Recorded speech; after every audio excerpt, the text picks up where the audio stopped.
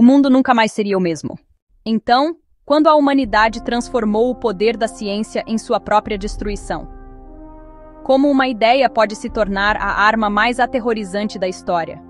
Qual foi o preço pelo poder escondido no coração do átomo? O ano era 1939. A Europa se movia sob uma nuvem escura. A Alemanha nazista havia invadido a Polônia e o mundo estava sendo arrastado para sua Segunda Grande Guerra. Mas desta vez, a guerra não foi moldada apenas por tanques e rifles. Foi moldada pelo conhecimento acumulado da humanidade, pela própria ciência. Naquela época, Albert Einstein e o físico Leo Szilard enviaram uma carta ao presidente dos Estados Unidos, Franklin D. Roosevelt. A carta alertava que a Alemanha poderia extrair enorme energia do urânio, o que poderia resultar em bombas excepcionalmente poderosas. Roosevelt levou este aviso a sério. Naquele momento, sem saber, a humanidade deu o primeiro passo no projeto mais secreto, mais caro e mais destrutivo de sua história, o Projeto Manhattan. Einstein não participou diretamente do projeto, mas sem aquela carta, talvez nunca tivesse começado. Assim, o nascimento da arma mais poderosa da humanidade foi possível graças ao seu alerta intelectual. O governo dos Israel observava com preocupação os avanços científicos de Hitler. Se a Alemanha desenvolvesse a bomba atômica primeiro, o mundo poderia enfrentar um desastre irreversível. Esse medo lançou as bases para o projeto. O projeto começou oficialmente em 1942. Manhattan foi nomeado em referência ao Centro Inicial de Coordenação, o Distrito de Engenharia de Manhattan. Na superfície, parecia uma iniciativa de engenharia comum, mas nos bastidores, as mentes mais brilhantes do mundo foram reunidas. Esse grande esforço, realizado em cooperação entre EUA, Reino Unido e Canadá, logo se tornou um dos empreendimentos científicos mais secretos da história. Por todo o país, cidades invisíveis ao mapa foram construídas: Los Alamos, Novo México, Oak Ridge, Tennessee e Hanford, Washington. Ninguém sabia o que acontecia nesses lugares. Nunca eram mencionados em cartas, nem seus nomes eram ouvidos no rádio. Dezenas de milhares de pessoas trabalhavam lá, sem saber para o que serviam. Tudo o que sabiam era que faziam parte de um projeto para acabar com a guerra. Esse segredo foi ocultado não só dos inimigos, mas também do próprio povo. Los Alamos foi escolhido para ser o cérebro do projeto. A missão era extrair energia do núcleo do átomo e transformá-la em uma arma. Robert Oppenheimer, um dos gênios da física teórica, foi colocado no comando do projeto. Ele agora precisava lidar não só com equações, mas também com a consciência da humanidade. Trabalhou ao lado de grandes cientistas como Enrico Fermi, Niels Bohr, Richard Feynman e Ernest Lawrence. Cada um era pioneiro em sua área, unidos por um único propósito: criar o poder que acabaria com a guerra. No entanto, havia um medo profundo entre eles. E se a Alemanha conseguisse antes deles? E se Hitler obtivesse a bomba atômica? O fim da humanidade poderia chegar muito antes. Alguns historiadores dizem que, se o Projeto Manhattan nunca tivesse começado, a Segunda Guerra Mundial teria durado mais, mas a bomba atômica talvez nunca teria existido. Outros defendem que o projeto mudou irreversivelmente tanto o curso da guerra quanto a história da humanidade. Nos laboratórios, o tempo corria. Isótopos de urânio-235 e plutônio-239 eram separados e reações em cadeia calculadas. Enquanto o enriquecimento de urânio era feito em Oak Ridge, o plutônio era produzido em reatores nucleares em Hanford. Esses reatores foram as primeiras fontes artificiais de energia nuclear da história humana. Mas na época, nenhum cientista tinha certeza se a energia liberada poderia queimar a atmosfera. A ciência avançava, mas também se dirigia ao desconhecido. Em 1945, a teoria começou a se tornar realidade. Os preparativos para o primeiro teste nuclear estavam completos. O experimento, realizado no deserto do Novo México, ficou conhecido como Teste Trinity. Na manhã de 16 de julho de 1945, o amanhecer surgiu repentinamente.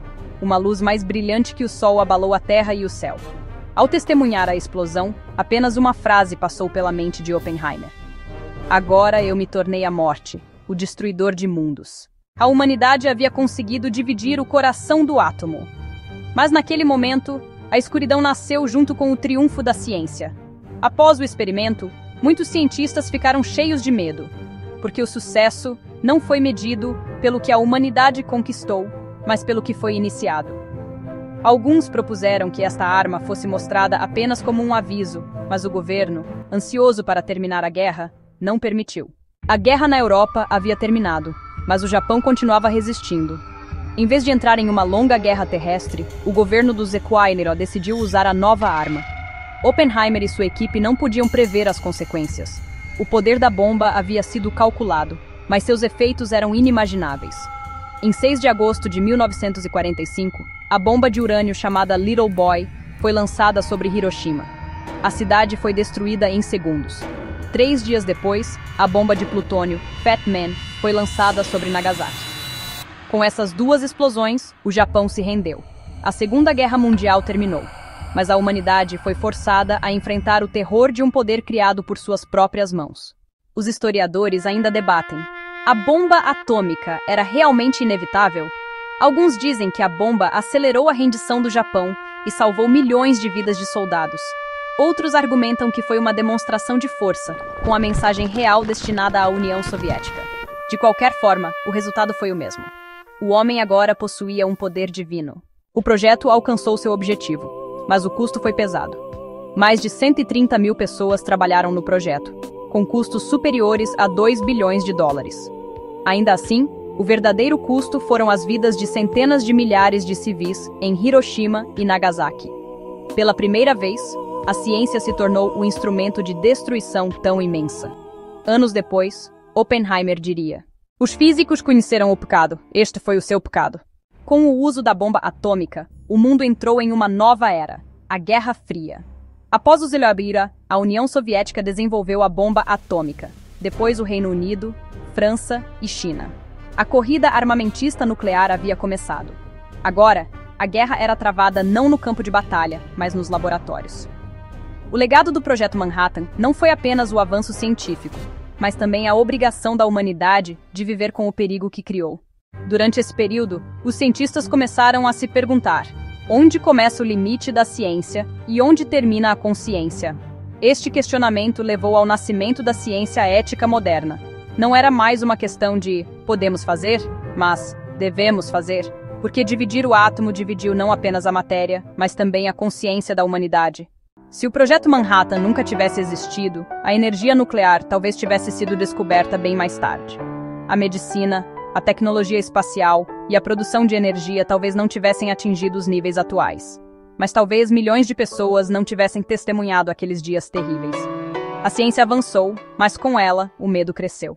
O Projeto Manhattan permanece um dos maiores pontos de virada do século XX. Por um lado, foi pioneiro nas centrais nucleares modernas, tecnologias de radiação médica e exploração espacial. Por outro, revelou o potencial da humanidade para a autodestruição. Os ecos dessas explosões, ressoando nos monumentos silenciosos de Hiroshima, permanecem hoje como um aviso. A ciência carrega sua sombra assim como sua luz. E o Projeto Manhattan está gravado na história humana como o mais notável testemunho dessa verdade. Quando o átomo foi dividido, não foi só a matéria que se quebrou, foi a fé da humanidade em seus próprios limites. Desde aquele dia, a história está dividida em duas: o mundo antes do átomo e o mundo depois dele.